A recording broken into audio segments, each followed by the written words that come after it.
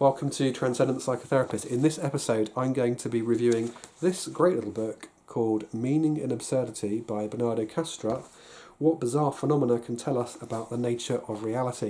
If you've not met Bernardo before, he's an interesting guy because he's a philosopher of mind, has a PhD in philosophy of mind, and he also worked at the Large Hadron Collider in Switzerland, the place where they smash subatomic particles together for fun to try and understand kind of fundamental physics, what's going on with the world, what's trying to understand, I guess, what's fundamental reality. Bernardo, in this book, picks out 8 what he calls cause of the absurd, kind of bizarre events, bizarre phenomena that we normally kind of hand wave away as just being, well, that's just sort of subjective nonsense. And Bernardo asks the question, especially in the light of contemporary science, and especially in the light of his worldview, which says, consciousness is fundamental, and increasing number of scientists and philosophers kind of coming back to idealist ideas. What does that even mean? What does it mean to say something is real or not real? Because reality is a bit bizarrer, maybe even at the base, than we might have thought, certainly than we thought 100 years ago. So I'm going to pick out 2 examples. So one is the Hesdalen Lights, that phenomenon, and the second one is the miracle of the sun at Fatima in 1917. So the Hesdalen Lights first. These are a strange phenomenon that's been going on for quite a while now, and have been. It's in Norway. These are lights that appear out of the blue from nowhere. It seems to have no particular purpose. They've been observed by people for a long time. There's been radar data, video footage, and people have tried to kind of make sense of, what is this, to see if we can explain it through conventional science. There's this kind of ionized light coming through through the atmosphere, but none of these kind of theories really have sufficient explanatory power to understand what's going on, and it's still a bit of a mystery. Another example, the Fatima miracle of the sun, happened in 1917. In fact, it was a series of events, but there were about 10,000 people in a field. There'd been a storm. The storm had broken. The sun came through, but the sun seemed to then get paler and zigzag in the sky and dance around and then shoot down to the earth. And people then bizarrely found their clothes were dry, or some people, there's some reports of that kind of thing going on. What is all this? Is this just nonsense? What is it? Now, I'm sure when we consider bizarre events around the world that there is a fair amount of human confabulation in terms of people exaggerating things. Some of them are going to be kind of made up. There's going to be those factors. But when you consider that bizarre events have happened across human history and across cultures, it gets a little bit overly sceptical. It kind of stretches credulity in a way to say nothing bizarre ever happens. If you watch another video I've done with Dale Allison fairly recently called Mystical Encounters, you can see in that video we explore the notion that actually bizarre phenomena, mystical encounters, are not as uncommon as we are often led to believe.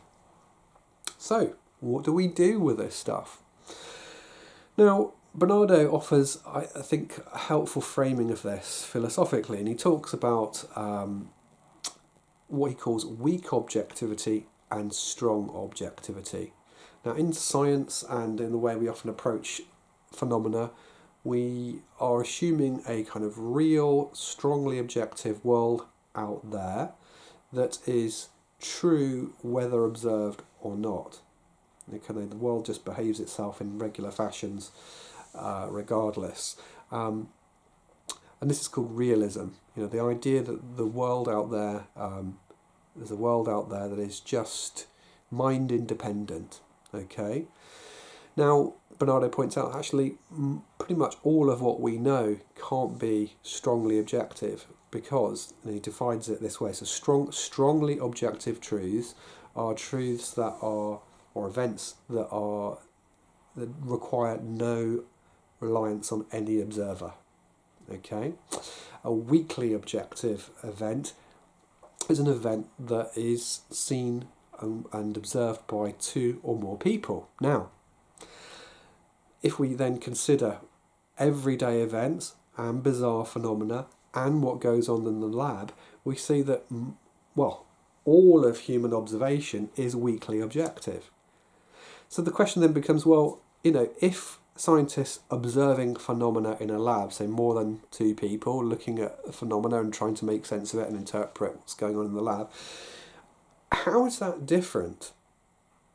How is that any less subjective in a way than 10,000 people standing in a field saying they observed the phenomena of the sun doing X, Y, and Z?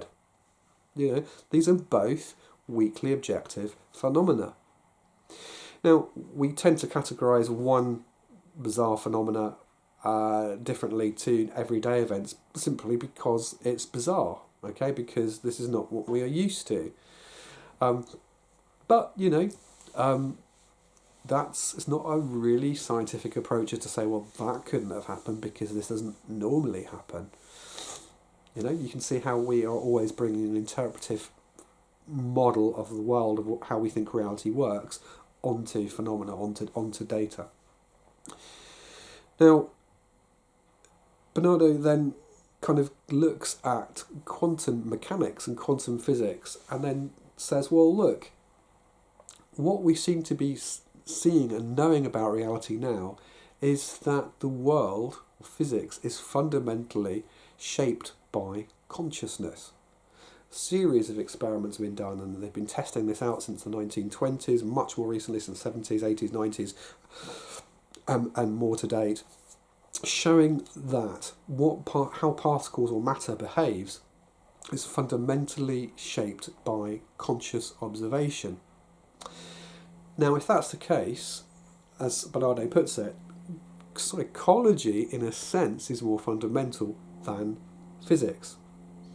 And, of course, Bernardo's way of looking at the world is to say consciousness is the primary reality. And an increasing number, as I said, of scientists and philosophers are thinking this way, in no small part because we are really struggling using the old materialist paradigms in terms of explaining consciousness, what's called the hard problem of consciousness. How do we get conscious subjective experiences out of so-called objective bits and bobs of matter? And Bernardo's way of looking at the world is to say, no, actually consciousness comes first.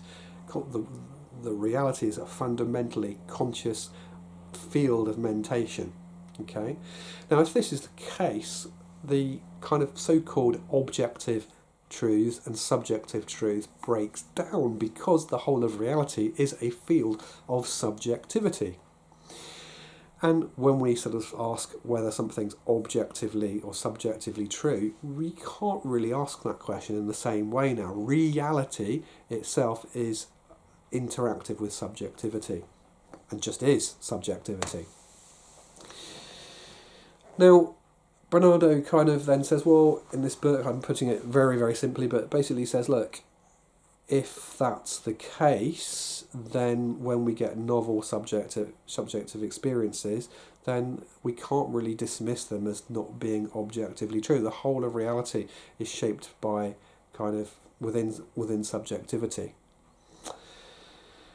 He also looks at this idea of the world, the normal world that we see, as being kind of like a consensus story. Okay, so he asks us to imagine at one point a thought experiment where you have people all synced up, dreamers all synced up in a dream machine. Okay, it's a shared dream machine.